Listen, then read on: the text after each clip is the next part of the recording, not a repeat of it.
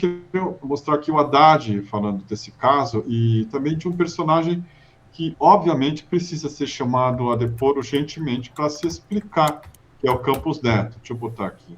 Também.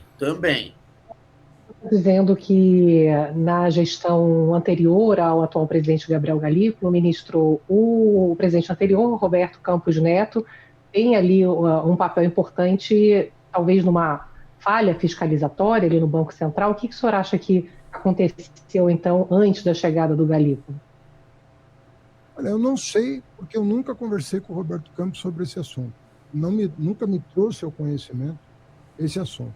A bem da verdade, eu só comecei a estranhar esse assunto, entender que era uma coisa preocupante, quando começaram a discutir a PEC da autonomia financeira do Banco Central, e no âmbito dessa discussão, eles queriam aumentar o valor do FGC, da garantia do FGC, porque os 250 mil já não estavam permitindo rodar. Olha só que sacanagem. A bicicleta do Master. Emenda do Ciro Nogueira. Eu não participei desse assunto. A única coisa que aquilo me chamou a atenção. Falei, isso aqui não é normal, né? O que está acontecendo não é normal. E colocamos o radar ligado na Fazenda, por quê?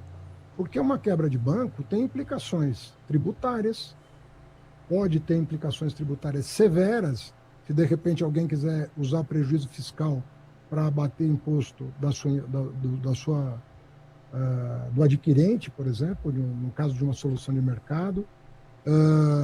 Tem implicações para fundos de pensão que compraram papéis do Master, tem implicações para várias coisas. Então você tem que...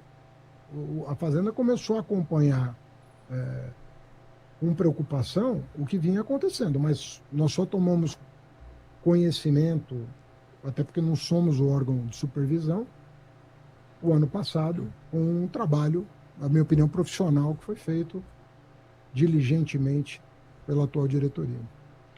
Então, é óbvio que o Campos Neto é o homem a dar explicação nesse caso do Banco Master.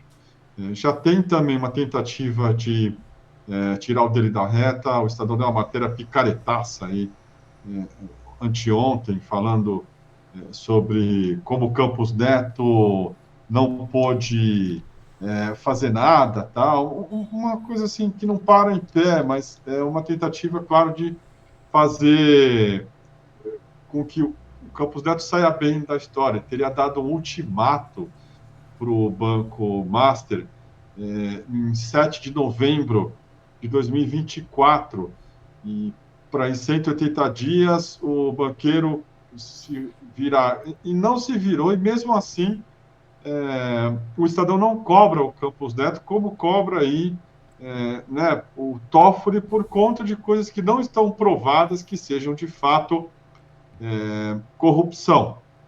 Né? Mas a ideia é desviar o foco mesmo para acertar o Lula, tá? Ao fim e ao cabo, assim, né? É esse o sonho dos caras. Só que não está colando, apesar dos esforços da Malu Gaspar, que já está num ritmo muito louco, lavajatista, em que ela está agora dando colunas a respeito da falta de resposta que ela tem sobre as ilações dela. Então, a matéria de hoje de manhã é assim: Senado se recusa a responder o que eu pedi. É isso que ela está pedindo, tá bom? Porque ela não tem o documento, ela fez sem o documento.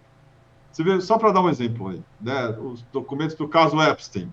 Nós temos dado matérias cruzando isso com fatos e circunstâncias, né? De acordo com o que aparece lá num documento. Esse pessoal não tem documento. Mas o Haddad está falando de uma história que precisa ser apurada da maneira como se espera que seja, a respeito do cara que deveria fiscalizar o Banco Master, que se chama Roberto Campos Neto. Um sujeito que saiu ali do Banco Central para ocupar um cargo, uma consultora, né, ganhando uma fábula. É o fenômeno da porta giratória, como aconteceu com o Sérgio Moro. Não tem quarentena, é uma putaria. Levando informações sigilosas, como, por exemplo, as do Banco Master. né? É tráfico de informação que o sujeito leva lá para a área privada do mercado, que é um faroeste, porque o Campos Neto também permitiu que fosse, e que agora ele vai faturar do outro lado. O que ele está levando do Master também, que ele sabia? Então, é necessário que o Roberto Campos Neto dê explicações a respeito disso, porque está caindo, e é muito graças ao nosso trabalho também, sem modéstia, tá? De falar, opa, isso é lavajatismo. Não embarcamos na histeria de um canal cujo dono é um banqueiro interessado em queimar o judiciário, incendiar um país, falando da corrupção sistêmica, aí, porque tem um projeto político. Infelizmente, tem jornalista fazendo esse serviço sujo também lá, lamento muito. Mas, assim, o projeto do cara é o mesmo que ele tinha quando saiu na rua pedindo a cabeça da Dilma. Nós não fizemos isso, nós botamos no chão. Na CIF também está fazendo um trabalho brilhante nisso, com a série dele sobre o xadrez, está tentando ali, né, sobre o que a mídia está tentando esconder. E, nesse sentido, nós estamos cobrindo muito bem aqui, fizemos uma bela matéria a respeito do homem que é um dos principais artífices aí dessa difamação do Supremo Tribunal Federal, especialmente na pessoa do ministro Dias Toffoli, que é o Luiz Estevão, dono do portal Metrópolis, hoje em dia um dos maiores portais de notícias do Brasil.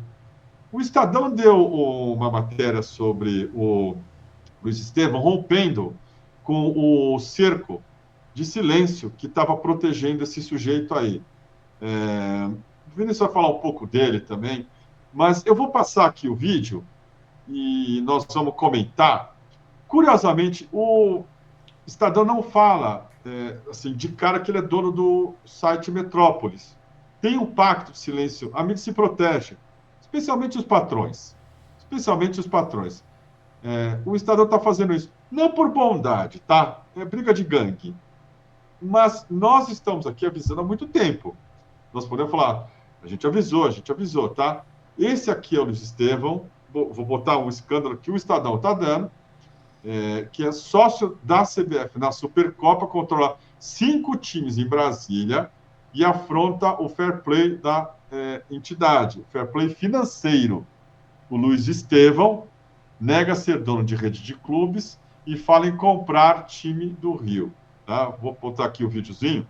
Eu passei ontem com o Lênio, mas para quem não viu, nós vamos agora rechear com informações exclusivas que o Vinícius tem. Jogadores do Brasiliense durante o intervalo de uma partida do Campeonato Candango aqui de Brasília não é o técnico, é o dono do time, o ex-senador e empresário Luiz Estevão. O Brasiliense disputa a competição contra outras 9 equipes. Uma delas é o Samambaia. Corta para outra rodada do campeonato. Olha o Luiz Estevão aqui de novo, orientando os jogadores do Samambaia, teoricamente, um dos rivais do seu time. E essa aqui é uma publicação nas redes sociais da Luísa Estevão, filha dele e dirigente do Brasiliense, comemorando um título de um terceiro time, o Ceilandense, em 2023. Só um parêntese. Vocês acham que a filha do Luiz Estevão, ela tem 25 anos, tem capacidade para dirigir um time de futebol? Ou isso é para você botar a sua filha em alguma ação para você poder também esconder dinheiro? Não,